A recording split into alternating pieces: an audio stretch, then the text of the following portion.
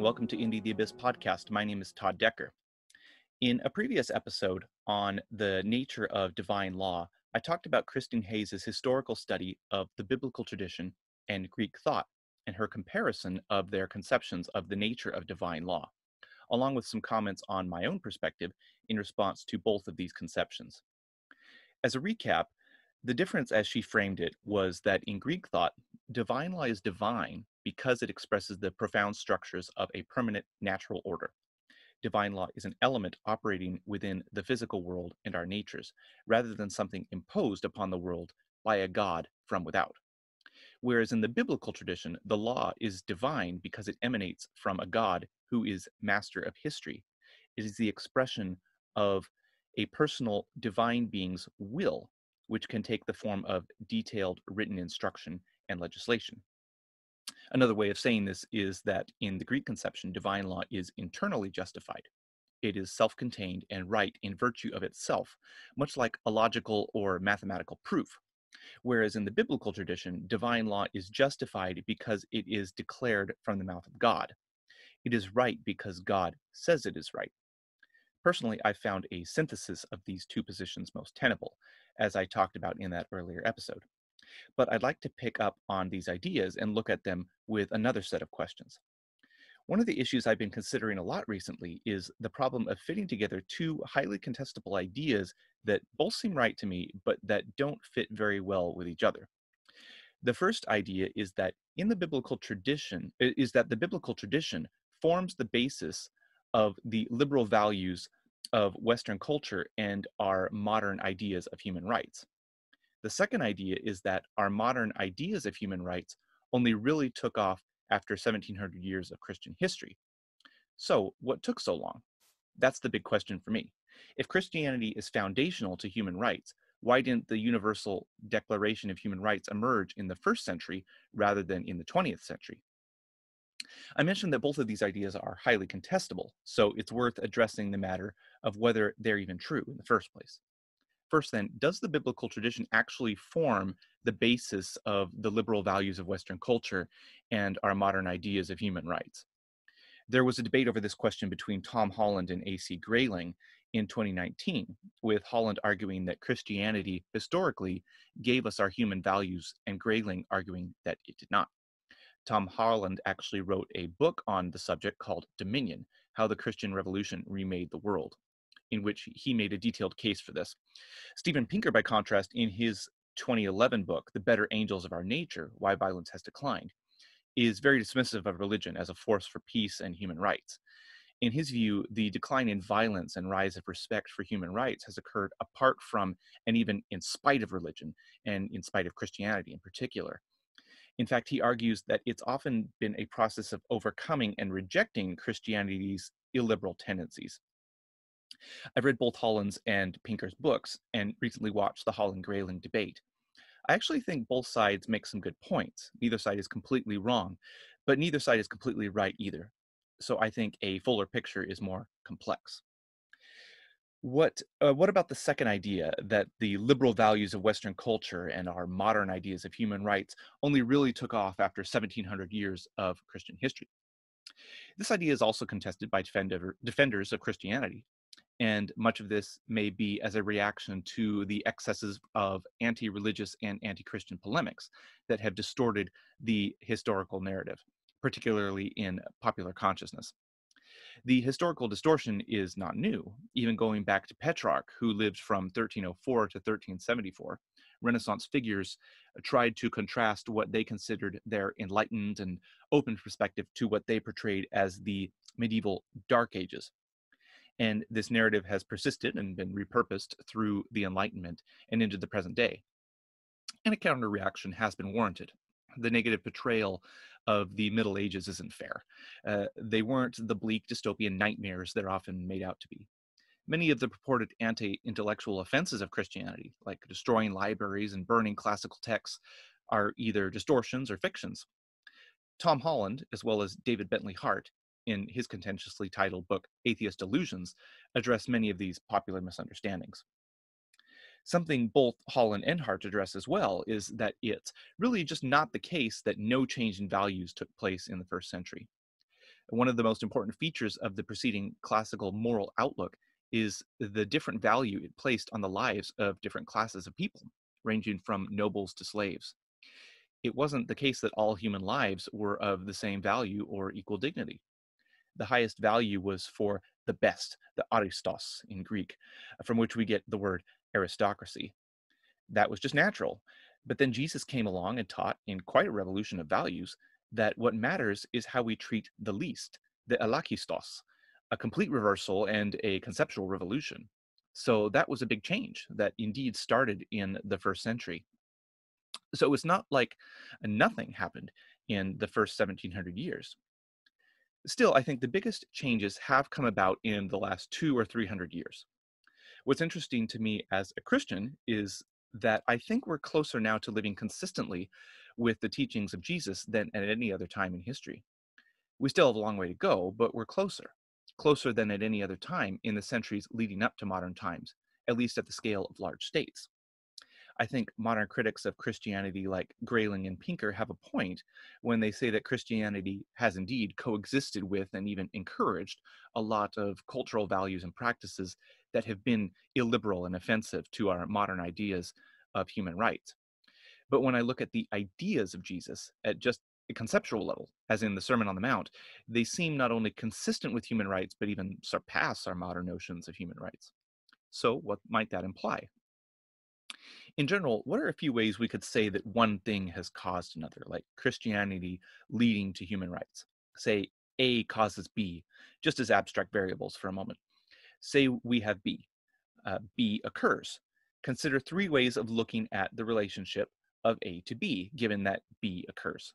One, B B would not have occurred if A had not occurred. Two, B would not have occurred if either A or C had not occurred.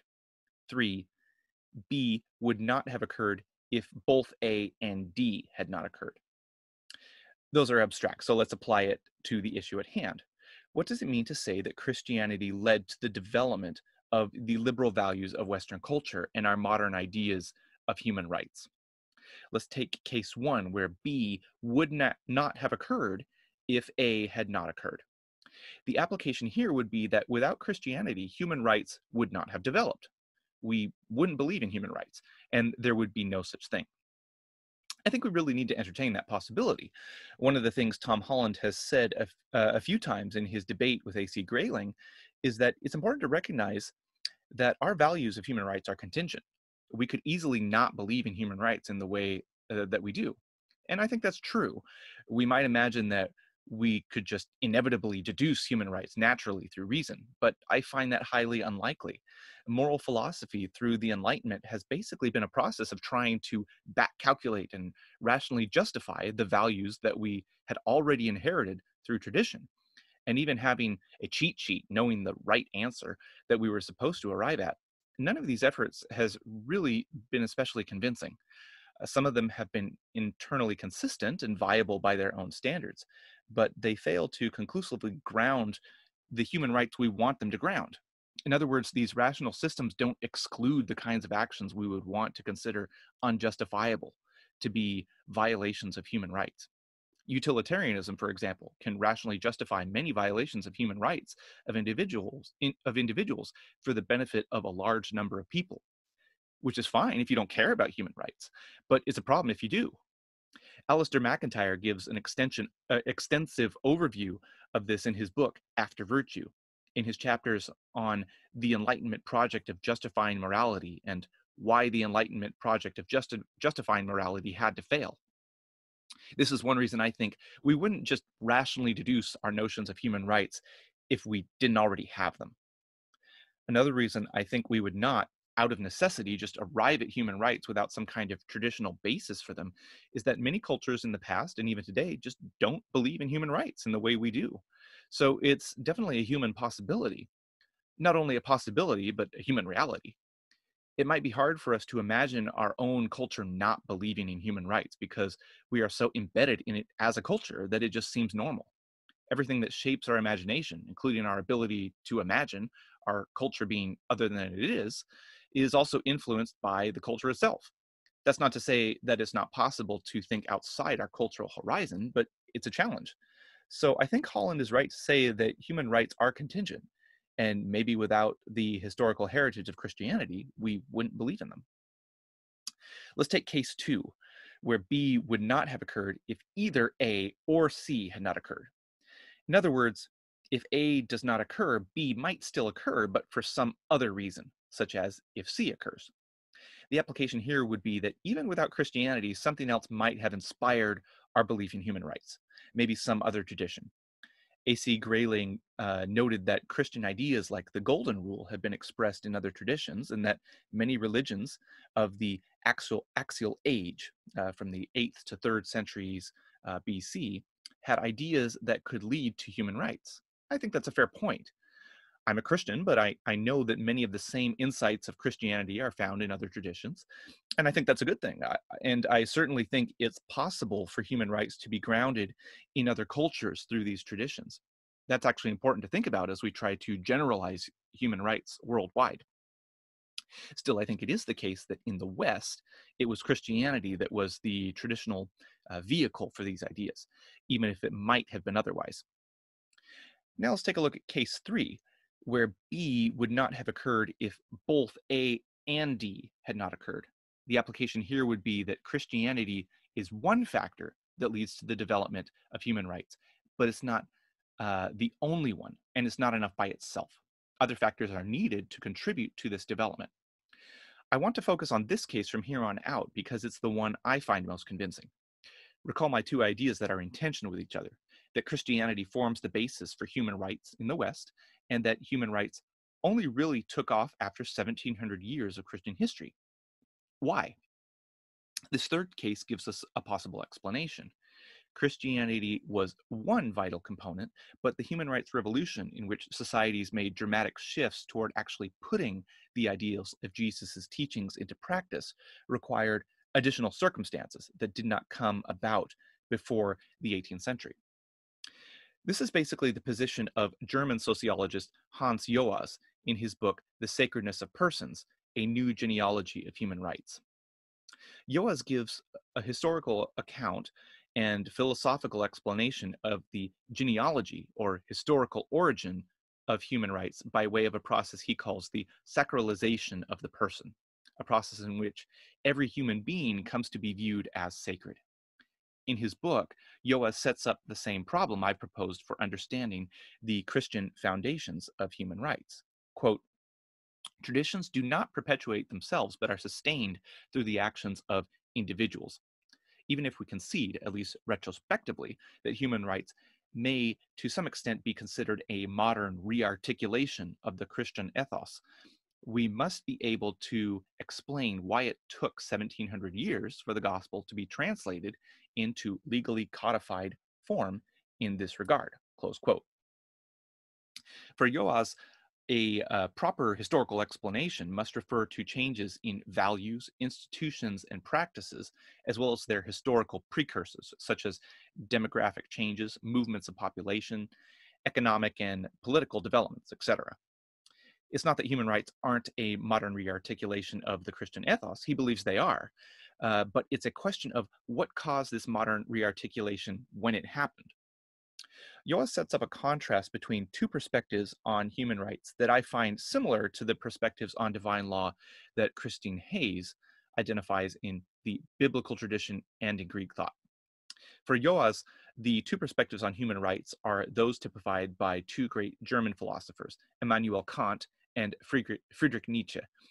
For the Greeks, according to Hayes, divine law is rational and beyond historical contingencies, whereas in the biblical tradition, divine law is given by God acting in history to particular groups of people at particular times and places. Joas similarly contrasts rational and historical bases for human rights in the Kantian and Nietzschean schools of thought. By pursuing a new genealogy, Joas is following the Nietzschean school of thought. But unlike Nietzsche, his genealogical project is affirmative rather than destructive. He doesn't wish to undermine human rights, but rather to show how they have emerged historically so that we can better understand them. In contrast to the Kantian position, Yoas says he does not believe in the possibility of a purely rational justification for ultimate values. But he also says that, unlike Nietzsche, he does not assume that discovering the genesis of values removes the scales from our eyes to reveal the false gods and ideals we have believed in. That's why his genealogy of human rights is affirmative. He says, as a quote, as a narrative, such an account makes us aware that our commitment to values and our notion of what is valuable emerge from experiences and our processing of them. This shows them to be contingent rather than necessary. Values no longer appear as something pre-given that we merely have to discover or perhaps reestablish. Close quote. This kind of contingency of morality and rights that they might have been otherwise or might not have been at all is another thing I've thought a lot about recently, both in philosophy and in theology. Philosophically, my primary resource on the subject of contingency is Richard Rorty, and theologically, my resource on contingency is James K.A. Smith. Smith is quite interesting because he also gives insightful commentary on Rorty. And I think both have ideas that cohere well with Yoas's point about contingent but still valid, the contingent but still valid nature of human rights. Rorty addresses contingency and its implications for liberalism quite directly in his book Contingency, Irony, and Solidarity. In spite of the contingent, non-essential nature of human rights, we are not prevented from standing in solidarity with each other and affirming those ideas anyway. We can still make that choice. James K.A. Smith, in his book, Who's Afraid of Relativism, Community, Contingency, and Creaturehood, takes this idea of contingency, appropriating many ideas from Rorty directly, and applies them to Christian ideas of creaturehood and community. Smith affirms the theological notion of our contingent existence as opposed to God's necessity. God exists of necessity. He cannot not be, by his very nature as the one who is, Ehyeh asher ehyeh, I am that I am, Exodus 3:14. We, however, do not exist necessarily. We are created, and so we are contingent. We could not exist, but we do exist because God created us, much like human rights, I think. Human rights could not exist. They don't exist out of necessity. Even morality, or the law, as in certain expressions of the biblical tradition, is created.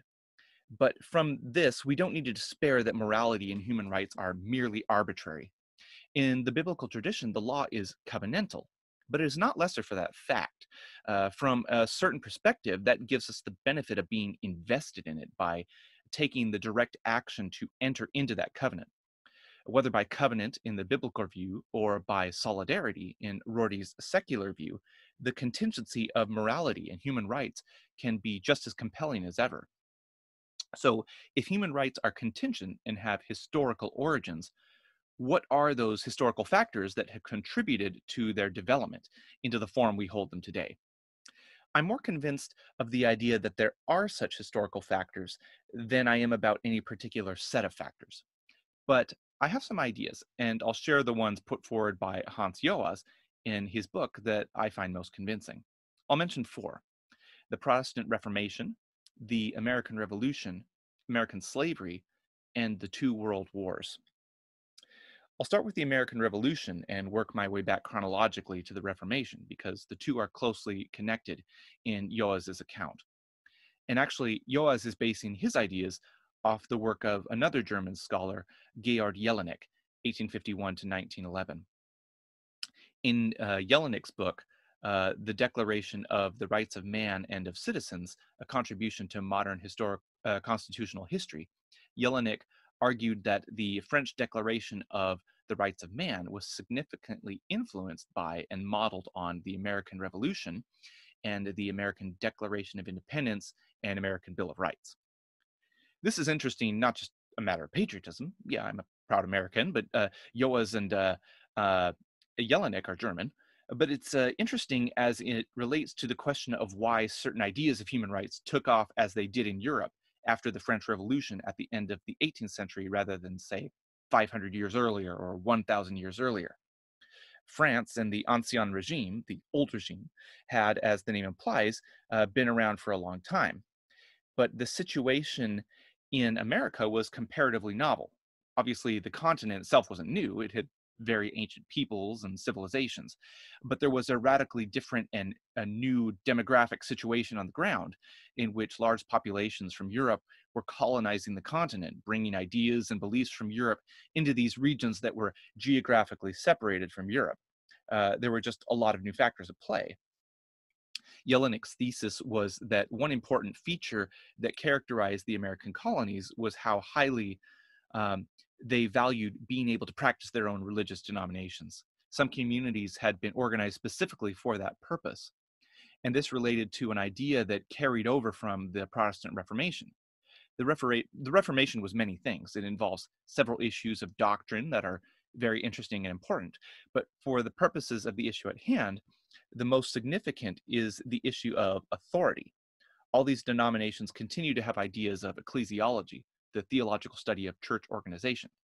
But the critical move was separating the authority of God from the authority of Rome.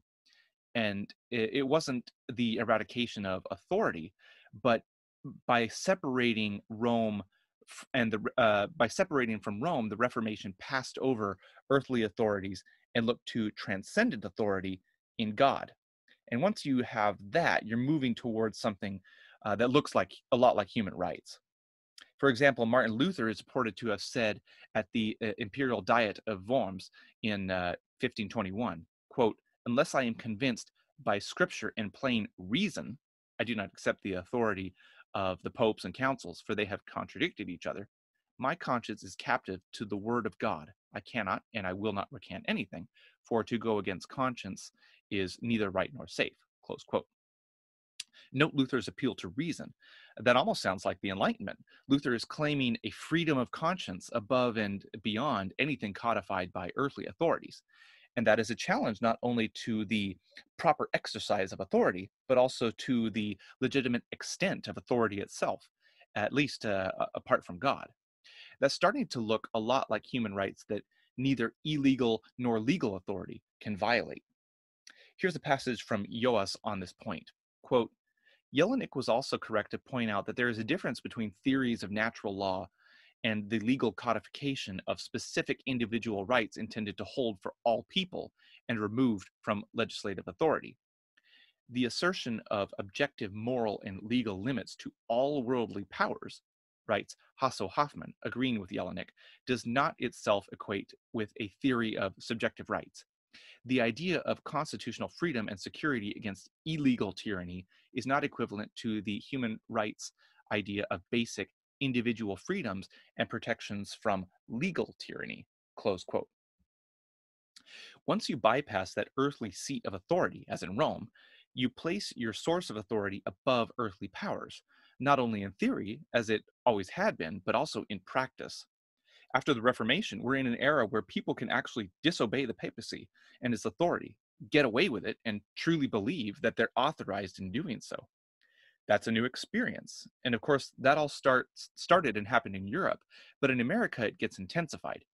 People are not only living under cuius regio eius religio, the system in which you could have different religions in different kingdoms, depending on the religion of the ruler, whose realm their religion. In America, we get smaller, purposefully created communities with localized religious authority.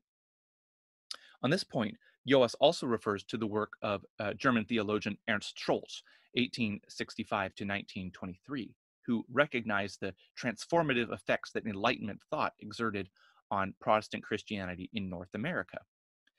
This unique situation in the American colonies also produced a curious synergy with religious thought and Enlightenment thought. I can see from Luther's appeal to reason how this would come about. In the Protestant doctrine of sola scriptura, the doctrine that Christian scriptures are the sole infallible source of authority for Christian faith and practice, the new necessity was for individual Christians to read the Bible and to understand it for themselves. And it is in this reading and interpretation of the Bible that we find the ultimate source of authority, rather than in popes and priests. And that is a substantial breakthrough for independent thinking. And this is how the American colonists learned to think, as independent readers and thinkers. In a well-known phrase, Americans in the 18th century learned their enlightenment from the pulpit. So we could point out two things here. One, and this was the point that Jelinek was making, is that the Enlightenment in America was highly religious in nature. But another point that I think addresses my question is that religion in America was also highly enlightened.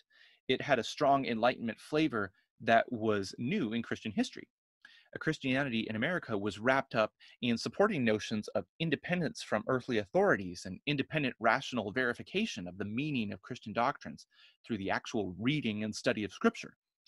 Something that literacy and the availability of printed Bibles no doubt also enabled. So you've got a whole new set of new historical developments, technological developments, movements of large populations, major shift in the balance of political powers, and these things are producing novel situations that influence the way Christianity is practiced and thought about. And that feeds back into the way Christianity influences the culture, so that Christian ideas that had been dormant before will start to exercise more live influence. So we have the Reformation and the American Revolution, which influences the French Revolution, which shakes up all of Europe. Another factor Yoas touches on is American slavery. He talks about this in a chapter titled Violence and Human Dignity: How Experiences Become Rights. This is the same chapter in which he addresses the two world wars and the Shoah, or Holocaust, which we'll get to next. The idea he proposes in this chapter is that our conception of human rights is also contingent on particular historical experiences of atrocity or trauma.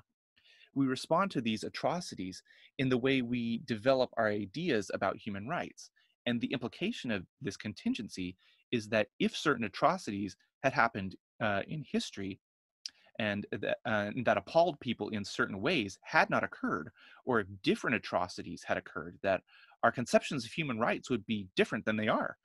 So what are some of the great atrocities that had these significant effects? American slavery definitely is an important one. Yoas lists three components for his explanation as to why conceptions of human rights moved decisively against the institution of slavery in the 19th century. It might seem obvious that any notion of human rights should oppose slavery, but this clearly was not the case, since significantly, slavery was countenanced and even defended in America, in many cases by the same people who so forcefully defended what they understood to be the rights of men. The French revolutionaries went a little further, at least in theory, in their pronouncements against slavery. But when it came to actually ceasing to think of human beings as property, as in the French slave colony of Saint-Domingue, today Haiti, they fell far short. So what set this particular advance of the sacralization of the person in motion? The three components Yoas lists are: one, intensification of the motivation to put into practice a universalist morality that already exists in principle; two, a socio-structurally induced expansion in the cognitive attribution of moral responsibility; and three, the practical transnational organization of moral universalism. As in the case with the Reformation, transatlantic colonization, etc., we're looking for factors that make something happen that didn't happen before. In this case, an expansion of conceptions of human rights against slavery. And these three factors are the ones Yoas identifies as the novel circumstances that produced that new development. Yoas acknowledges that a universalist morality already existed in principle in Christianity. For example, we see a universalist message in Acts 10 with Peter's vision of a sheet with unclean animals on it descending from heaven. Peter is told to eat the unclean animals, and he resists because it goes against his traditional dietary laws. But he is told, what God has cleansed, do not call common. Acts 10:15. There is no longer to be that kind of separation. Peter was instructed to open the ministry to all people, regardless of ethnicity, to Jew and Gentile alike. We also see a strong universalism in Paul, the apostle to the Gentiles. For Paul, the gospel was panti to pisteuonti, everyone who believes. He says to the Jew and to the Greek, i.e., everyone, Romans 1:16. In the epistle to the Ephesians, it is said, you are no longer strangers or foreigners, xenoi kai paroikoi, but fellow citizens with the saints and members of the household of God, Ephesians 2:19. Such distinctions are being broken down. So the universalist ideas are there, that morality already exists in principle, but Yoas claims there's an intensification of the motivation to put this into practice. He attributes this intensification in the 19th century United States to the particular revivalist form of religious practice taking place there. Quote, slavery was declared a sin, while resistance to it signaled that individuals meant to live a life that truly reflected Christ's moral demands. They tended to be particularly outraged when slaveholders and their supporters opposed the evangelization of the slaves and thus Christ's Great Commission. The anti slavery movement became part of the intermittent revivalist movements. These movements cannot be described simply in terms of their religious content. Above all, we must consider their specific dynamics. Here, prophetic speakers castigated misdeeds as sinful and interpreted them as an occasion for repentance. Such discourse may set in motion major collective processes of moral reorientation that we cannot trace back to the interests of those involved. Indeed, through such processes, they learn to completely redefine their interests. Here, the adoption of religiously practiced forms of the public confession of sins and assurances of a moral rebirth help politicize moral objectives. Close quote. Yoas sees this revivalist form of religious practice working hand in hand alongside with the second factor, the socio-structurally induced expansion in the cognitive attribution of moral responsibility, i.e., awareness of increased global interconnectedness. With slavery being part of the domestic and global economy, it was impossible not to be a participant in it. Quote, our conception of our own moral responsibility depends on cognitive preconditions. If we are to feel responsible, we must make empirical assumptions about the connection between our actions and misdeeds elsewhere. Does what we consume really come from a country in which slaves or forced laborers are involved in production? Also, lying on the cognitive level is how we assess our possible intervention. All of our moral positions are embedded in a context of empirical and thus fallible assumptions about the conditions, means, and consequences of our actions and that of others, and about causal connections between our action and that of others. On the basis of these insights, American historian Thomas Haskell has ingeniously connected the rise of industrial capitalism and the concurrent advance of a humanitarian sensibility. From this perspective, increasing global interlinkage of social relations on economic grounds is a precondition for a movement such as abolitionism.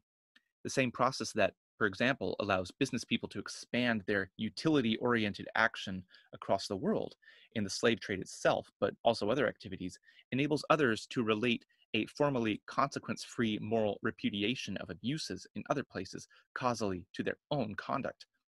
They thus experience a sense of responsibility for putting a stop to these abuses as a realistic option for action and de facto moral obligations. So, with the expansion of market relations, the space for moral responsibility becomes larger, and this is relevant to our actions. Close quote. So, here's another novel situation. The economies of the world are becoming more complex and interconnected. That's a new material situation on the ground that has implications for the ways that people live and think about their actions. So you can take the same Christian preconditions that were always there, and by putting them in this new situation, certain issues become much more salient and live issues. Yoas's third factor for why conceptions of human rights moved against slavery is the practical transnational organization of moral universalism. This is related to the economic factor, but there's also feedback. Once these anti slavery ideas start to intensify, other nations start looking at each other. Britain ends its slave trade, but still depends on it economically through US cotton imports. Then, during the Civil War, Britain has to decide if it will give military aid to the Confederacy. Well, the whole world is watching now, so they end up rejecting that idea. Slavery is becoming more internationally unacceptable, and that accelerates the development of public opinion in other individual nations. When I think about the historical contingency of slavery and the abolitionist movement, one of the things that stands out to me is the 14th Amendment to the United States Constitution, passed in 1868, shortly after the Civil War and the end of American slavery.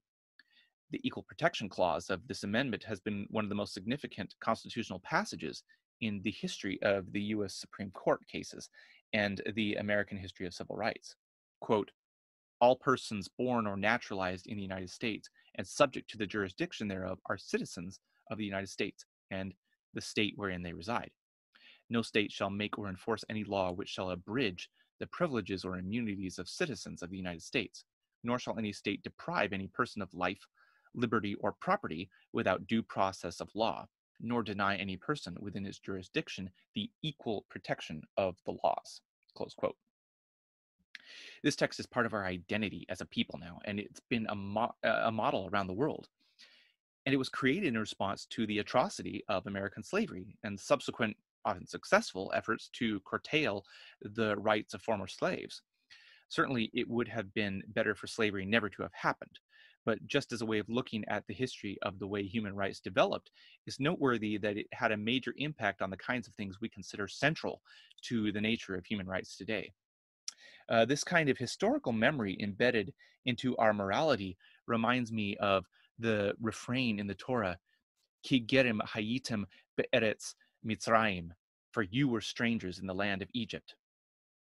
A few biblical passages.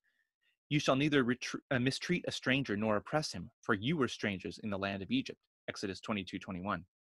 The stranger who dwells among you shall be to you as one born among you, and you shall love him as yourself, for you were strangers in the land of Egypt.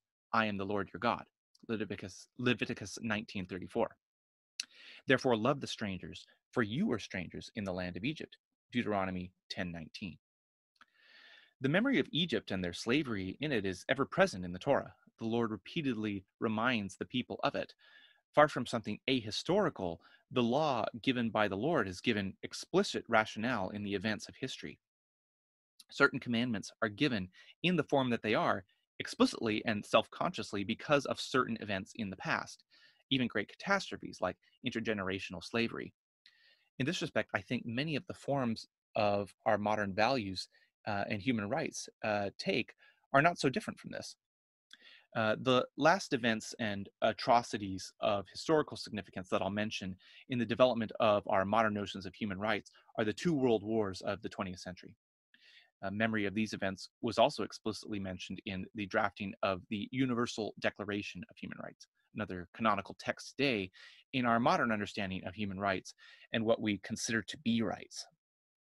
The Shoah, also known as the Holocaust, certainly stands out as especially significant in our memory and conscience. And that's definitely a major influence. But there were also many other atrocities even prior to that during these decades that got people thinking about what kinds of rights human beings should have, extending all the way from the rude awakening of World War I to the horrendous events of the Shoah. The influence is mentioned explicitly in the preamble of the Declaration. Quote, whereas disregard and contempt for human rights have resulted in barbarous acts which have outraged the conscience of mankind, close quote. The articles of the Declaration are clear responses to these outrages. Here's an overview of the antecedents to various articles in the Declaration from Yoas. Quote, the emphasis on the unity of the human race in Article 1 is consciously intended to counter the destruction of universalism in racial theories. The emphasis on the right to life in Article 3 was just as consciously inspired by the Nazi euthanasia of the disabled. Article 4 opposes slavery and servitude, in part as a means of denouncing the forced labor among citizens of conquered countries of the kind that occurred during the Second World War in Germany. Article 5 not only declares a ban on torture, but also cruel, inhuman, or degrading treatment or punishment in order to preclude crimes such as the medical experiments carried out by National Socialist doctors on death camp inmates and disabled people. The Declaration of the Right to Asylum in Article 14. Everyone has the right to seek and to enjoy in other countries asylum from persecution, can be traced back directly to the mass expatriations of the Third Reich. Article 21 declares the right to political participation. This was aimed directly at the fascist doctrine that the true will of the people should be embodied in a leader with unchecked power. Article 30 provides the beginnings of an internationalist interpretation of human rights that makes the international community collectively responsible for policies and envisages a legal system consonant with human rights in individual states. This is bound up with the fact that the struggle against National Socialism in Germany before the war was by no means regarded as the responsibility of other states, close quote. Again, we might ask, how would we think about human rights today if history had been different? If the world wars and the mass scale of carnage had not taken place? Certainly, it would have been better if these things had never happened, but it's another case where we consider the way particular historical events have shaped our values and how they might have been otherwise. It's interesting how the ideas of racial sciences and eugenics, which had been very intellectually fashionable in the early decades of the 20th century, dramatically fell out of fashion to become not only unfashionable, but even reprehensible. And we have these strong visceral reactions to euthanasia of the disabled, medical experiments, and any kind of compulsory camp because of the experience and memory of seeing these things being done. For instance, I imagine the internment camps of Japanese and Japanese American persons during World War II look a lot different after Auschwitz than before Auschwitz. And we probably react more strongly to the re-education camps of the Uyghurs currently operating in China because of association of the camps of Nazi Germany, though I'd say our reaction is still not strong enough in that particular and ongoing case. We can't really know these kinds of counterfactuals, but it's instructive and useful to understand these historical antecedents to our modern ideas of human rights. So, getting back to the issues at the beginning of all this, that the biblical tradition forms the basis of the liberal values of Western culture and our modern ideas of human rights, and that these ideas of human rights only really took off in their present form after 1700 years of Christian history. I still think both are true and that there are historical reasons for the delay and eventual emergence.